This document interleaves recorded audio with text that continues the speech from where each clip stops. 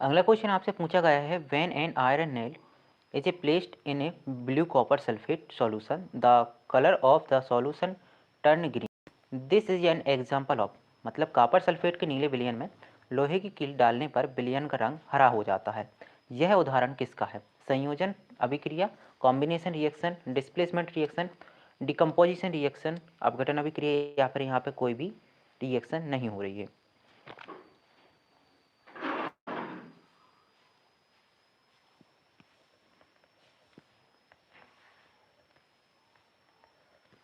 कौन सा आंसर यहाँ पे सही होगा?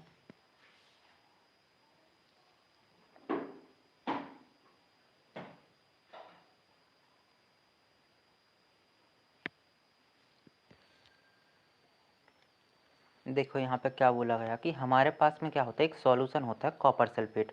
ठीक है, कॉपर सल्फेट सॉल्यूशन क्या होता है हमारे पास में, बोलना CuSO4 होता है कॉपर सल्फेट सॉल्यूशन।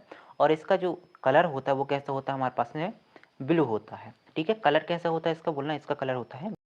अब क्या करते हैं, हमारे पास लोहे की हमारे पास नेल होते हैं, कील होती हैं।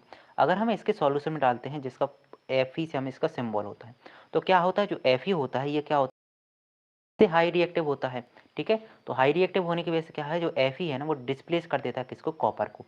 और हमारे पास फॉर्मेशन किसका करता है, बोलना FeSO4 का ये फॉर्मेशन करता है। और हमारे पास जो कॉपर होता है, कॉपर बाहर रिलीज हो जाता है।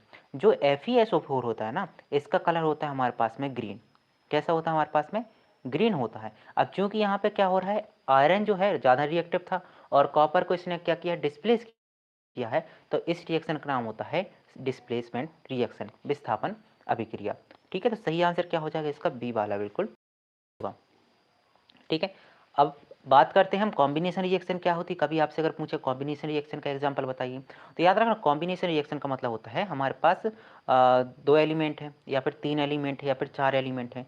तो मतलब इसका ये होगा कि हमारे पास में एलिमेंट भी हो सकते हैं, कंपाउंड भी हो सकते हैं। जब हमारे पास कई कंपाउंड मिल जाएँ, कई एलिमेंट मिल जाएँ और एक कंपाउंड की फॉर्मेशन करें, तो उसे हम बोलते हैं संयोजन अभिक्रिया, कॉम्बिनेशन रिएक्शन। जैसे मान के चलो नॉर्मल एग्जांपल लेते हैं, हमारे पास में हाइड्रोजन था। ठीक है, और ये हाइड्रोजन क्या है, ऑक्सीजन से इसने रिएक्शन की और बोलना इसने H2 बना लिया। तो ये किस प्रकार की अभिक्रिया हुई, तो बोलना यहाँ पे हाइड्रोजन और ऑक्सीजन दो चीज़ें मिलकर एक चीज़ को फॉर्मेशन की है, इस वजह से कैसी हो जाएगी हमारे पास अभिक्रिया, संयोजन अभिक्रिया होगी। ठीक है, कॉम्बिनेशन रिएक्शन। डिकॉम्बिनेशन रिएक्शन जो होती है वो हमारे पास कॉम्बिनेशन रिएक्शन की उल्टी होती है। मतलब यहाँ पे क्या कर रहे होंगे, हमारे पास जो H2 होगा इसको हम तोड़कर हाइड्रोजन को अलग कर रहे होंगे और जो हमारे पास में ऑक्सीजन है उसको अलग कर रहे होंगे। ठीक है, ओके। यहाँ पे कोई अभिक्रिया नहीं है तो वैसे इसको समझाने की ज़रूरत नहीं है। तो यहाँ पे आपने तीन कॉन्सेप्ट पढ़ लिए, कॉम्बिनेशन रिएक्शन क्या है, डिस्प्लेसमेंट रिएक्शन क्या है, और यहाँ पे डिकम्पोजिशन रिएक्शन क्या है। ठीक है, क्लियर है, कोई डाउट यहाँ पे?